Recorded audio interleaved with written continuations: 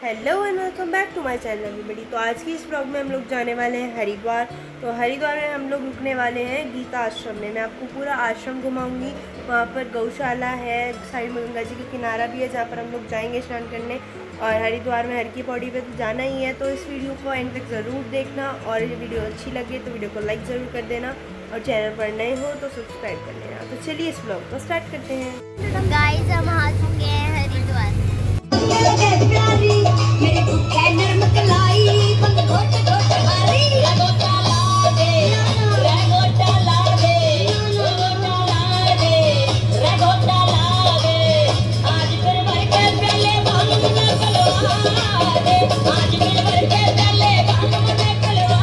तो फाइनली पूरे 3 घंटे के ट्रैवल के बाद हम लोग हरिद्वार पहुंच गए हैं। और हमारी बस वहीं पास में ही रुक गई थी हर की पौड़ी के। तो अब हम लोग ये पुल पार करते हैं, चलते हैं हर की पौड़ी की तरफ। मैं यहाँ पर आपको यहाँ की भीड़ दिखाती हूँ, कितनी भीड़ है, कितने सारे लोग स्नान करने के लिए आए हुए हैं। एक तो जून चल रहा है ना, तो वैसे ही हरिद्वार में इतनी ज़्यादा भीड़ लग जाती है।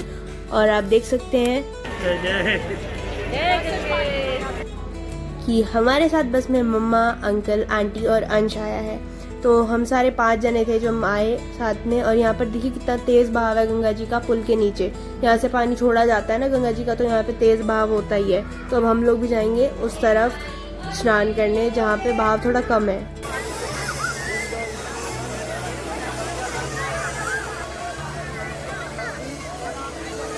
फाइनली हम लोग स्नान करके आ गए हैं गीता आश्रम। और आप देख सकते हैं कि यहाँ पर सभी पंडितों को शाम के टाइम 5 बजे बुलाकर भोजन कराया जाता है। डेली का यही रूटीन है कि यहाँ पर सब आते हैं और भोजन करके चले जाते हैं। और फिर हमें अपना रूम मिल गया 4th फ्लोर पे, जहाँ का व्यू बड़ा ही प्यारा है। आप देख सकते हैं कि सामने पहाड़ है, सनसेट होने वाला है।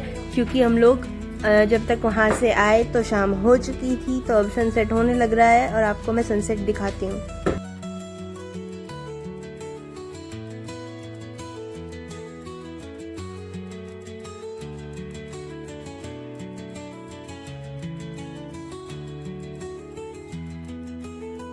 फिर हमने अपने अपने रूम में आराम किया और शाम होते ही हम लोग चले गए आरती कराने मंदिर में। यहीं आश्रम के अंदर ही मंदिर बनाया हुआ है।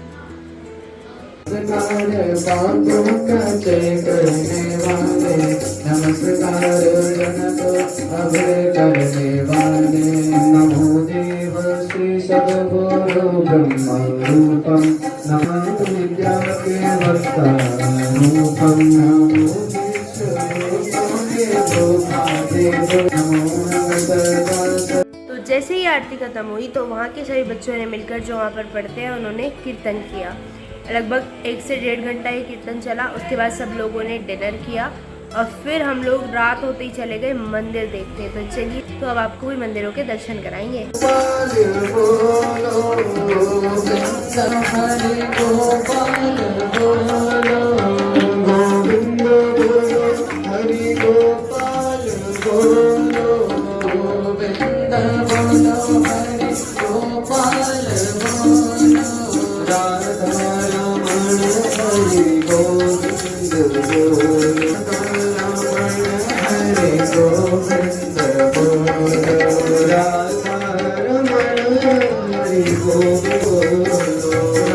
तो सबसे पहले हम लोग आ गए गीता मंदिर में, जो कि गीता आश्रम के बिल्कुल साइड में ही है।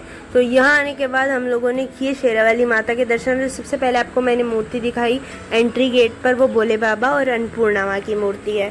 तो ये देखिए सामने हमारी शेरावाली मैया है। मैं आपको इनका पास से भी दर्शन करवाऊँगी। इतना प्यारा स्वरूप है माँ का।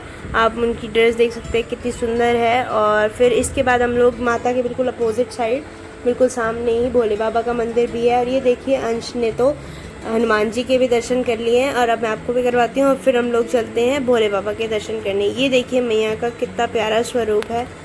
और अब हम आ गए हैं सामने वाले मंदिर में, यानी कि भोले बाबा के दर्शन करने। तो चलिए चलते हैं। देख सकते हैं आप सामने बहुत ही प्यारी शिवलिंग है, और इधर माँ पार्वती और भोले बाबा, यानी कि इनका पूरा परिवार है।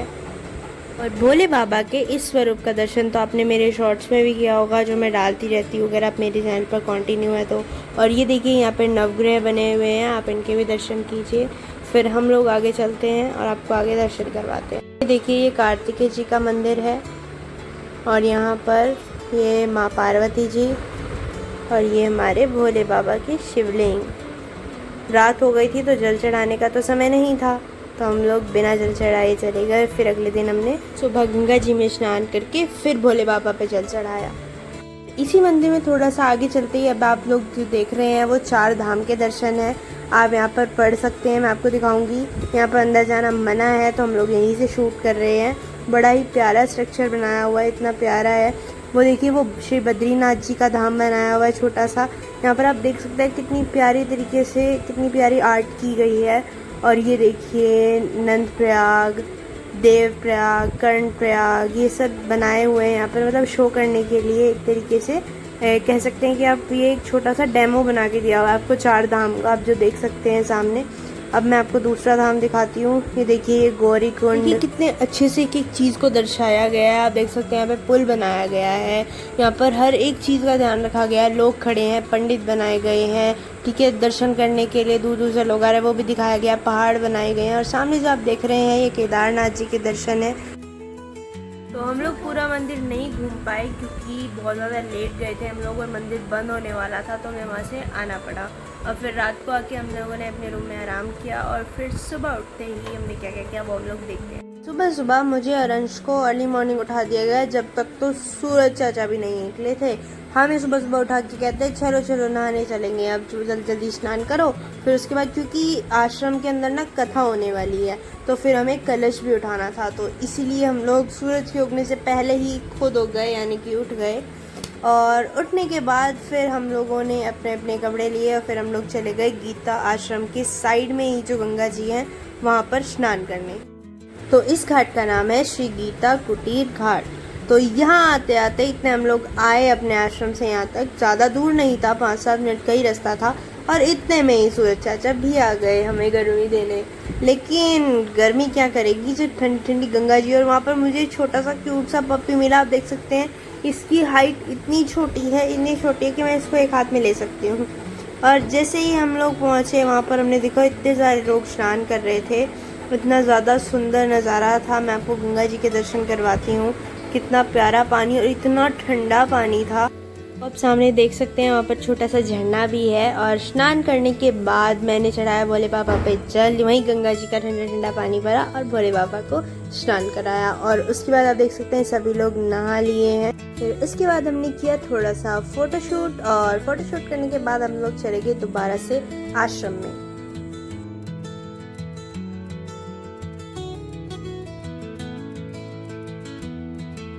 फिर हुई कलश यात्रा शुरू। फिर सबने अपने अपने कलश उठाए और सब लोग चले गए उसी गंगा घाट पे, यानी कि वो गीता कुटीर घाट पे गंगा जल लेने।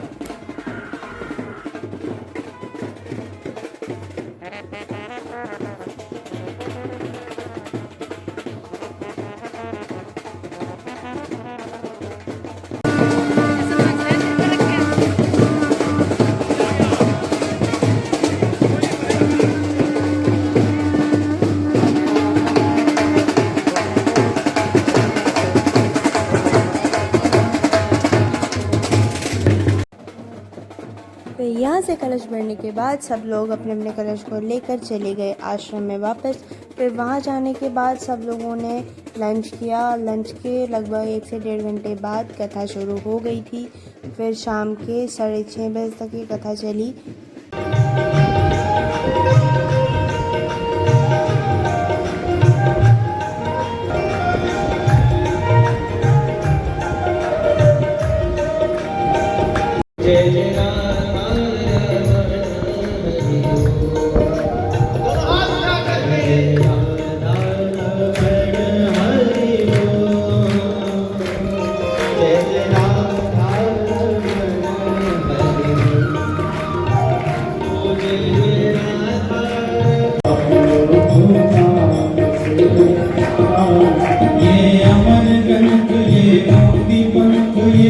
पंचम वेद निराला, ज्योति जगाने वाला, हरि नाम यही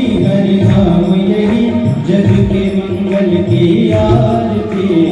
पापियों को पाप से रहता आरती, पापियों को पाप से रहता। ये पापों को मिटाने वाला, हरि हर्ष दिखाने वाला, ये सुख करे दुख हरणी, श्री मधुसूदन की आरती। कथा में आरती कराने के बाद हम लोग शाम को फिर से आ गए गंगा घाट पे गंगा जी की आरती देखने। तो आप भी गंगा आरती के दर्शन कीजिए। और फिर उसके बाद हम लोगों ने आश्रम में वापस जाने के बाद डिनर किया, और डिनर करने के बाद हमारी बस वापस हरिद्वार से करनाल के लिए चल पड़ी।